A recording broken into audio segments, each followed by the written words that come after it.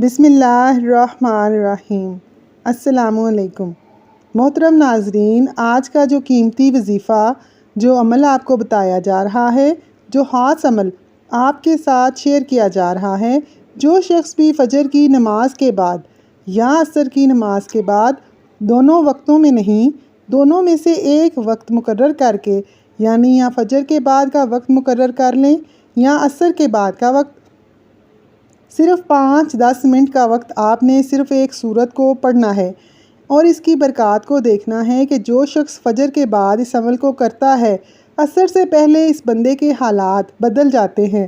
جو عصر کے بعد کرتا ہے، فجر ہونے سے پہلے وہ بندہ اپنی ساری حاجتوں کو اللہ کی بارگاہ سے پورا کروا لیتا ہے۔ اگر آپ یہ عمل کر لیں گے تو انشاءاللہ اللہ آپ کی زندگی کو منور کر دے گا، آپ کے دن بدل جائیں گے، حالات بدل جائیں گے۔ اب دیکھیے، عصر کی نماز کے بعد بہت اہمیت ہے۔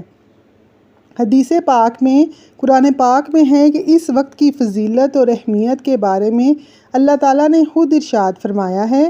فرمایا تمام نمازوں، خصوصاً بیچ والی نماز یعنی کہ عصر کی نماز کی حفاظت کرو اور اللہ کے حضور ادب سے کھڑے رہو۔ اب حدیث پاک سنیے، رسول اکرم صلی اللہ علیہ وآلہ وسلم نے ارشاد فرمایا، وہ شخص دوزخ میں نہیں جائے گا جو سورج نکلنے سے پہلے یعنی فجر اور سورج ڈوبنے سے پہلے یعنی عصر کی نماز پڑھے گا۔ اب یہ دونوں وقت ہوں، فجر کی نماز کا وقت ہو یا عصر کی نماز کا، اس کے بعد نفل پڑھنا جائز نہیں۔ عصر کی نماز کے بعد بھی نفل پڑھنا جائز نہیں۔ تو ان میں سے جو یہ عمل شخص کرتا ہے، یہ سورت جو شخص پڑھتا ہے اور اس کی ترتیب کے مطابق پڑھتا ہے تو اللہ کی بارگاہ سے وہ سارے خزانے حاصل کر لیتا ہے۔ اب یہ دو صورتیں ہیں، ان دونوں صورتوں کو آپ نے ملا کے ایک شمار کر کے اس ترتیب سے پڑھنا ہے۔ جو لوگ کہتے ہیں کہ ہم قرآن پڑھتے ہیں لیکن ہمارے مسائل حل نہیں ہوتے، ہم احادیث بھی پڑھتے ہیں اور وظائف بھی کرتے ہیں لیکن مسائل حل نہیں ہوتے، تو جو وظیفہ آپ کو بتایا جا رہا ہے، ناممکن حاجت بھی ممکن ہو جائے گی، آپ کی زندگی کے دن پھر جائیں گے۔ آپ یہ عمل کر کے تو دیکھیں، اس کو اپنی زندگی میں ایک مرتبہ شامل تو کر کے دیکھیں۔ جو لوگ کہتے ہیں کہ ہم صبح سورہ یاسین پڑھتے ہیں، شام بھی یاسین شریف پڑھتے ہیں، اس ترتیب کے ساتھ پڑھیں گے تو آپ اللہ کا فضل اور اس کی رحمت دیکھیں گے۔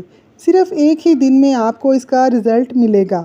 ایک ہی دن یہ عمل کر کے دیکھ لینا اور اس بندے کے حل کے لیے یہ عمل کافی ہوگا۔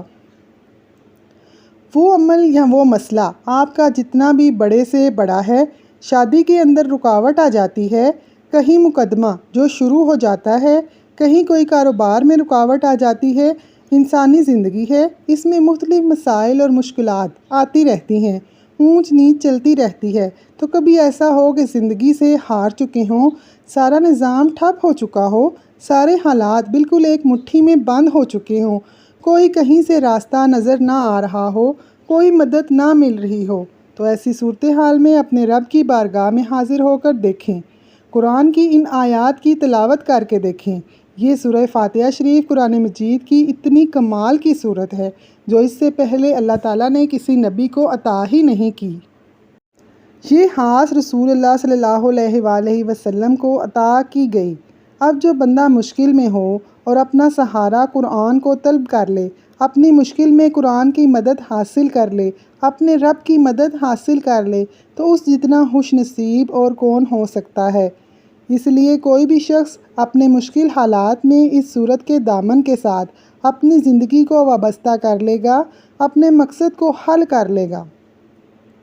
سورہ فاتحہ شریف قرآن مجید کی سب سے پہلی صورت ہے، اس کی 7 آیات ہیں۔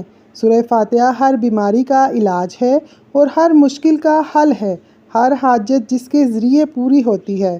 عصر اور فجر کی اہمیت کو مد نظر رکھتے ہوئے جب آپ نماز پڑھیں تو اللہ تعالیٰ اس وقت فرماتے ہیں، میرے بندے کیا مانگتے ہیں؟ تو فرشتے عرض کریں گے، بارک تعالیٰ وہ اپنی حاجت طلب کرتے ہیں۔ اللہ تعالیٰ فرماتا ہے، فرشتوں گواہ ہو جاؤ، میں نے وہ تمام حاجتیں اپنے بندوں کی پوری فرما دی ہیں۔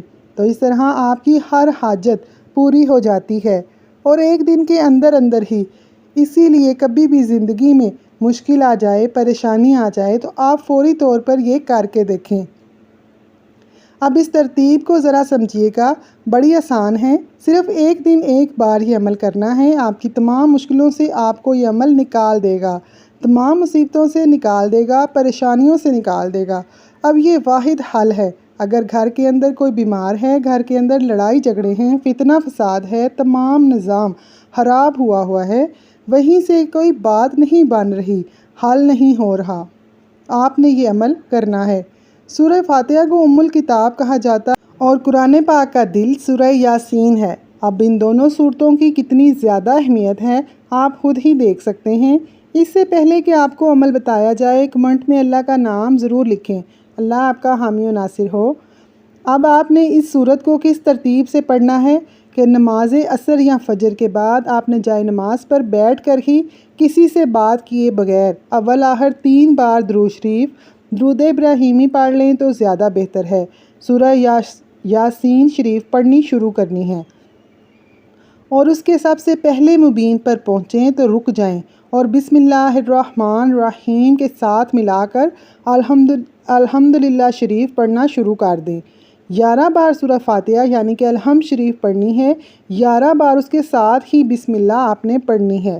اسی طرح سے آپ نے صورت مکمل کر کے دوسرے مبین پر جب پہنچیں گے تو آپ نے اسی صورت مبارک کو پڑھنا ہے جیسے پہلے مبین پر پڑھی تھی۔ جتنی تعداد میں پہلے مبین پر پڑھی تھی اتنی تعداد میں دوسرے مبین پر، اسی طرح تیسرے مبین پر، چوتھے پر، پانچویں پر، چھٹے پر اور ساتویں پر پڑھنے کے بعد سورہ مبارکہ کو مکمل کر دیں۔ سورہ یاسین شریف کو مکمل کرنے کے بعد آخر میں درود پاک پڑھیں گے۔ اس کے بعد آہوازاری کے ساتھ اللہ تعالیٰ سے اپنی حاجت طلب کریں گے، دعا کریں گے۔ انشاءاللہ جو بھی دعا مانگیں گے اللہ اپنے فضل و کرم سے، اپنی رحمت سے آپ کی ہر دعا کو قبول فرمائے گا، جسمانی روحانی تمام بیماریاں دور فرما دیں گے۔ جزاک اللہ۔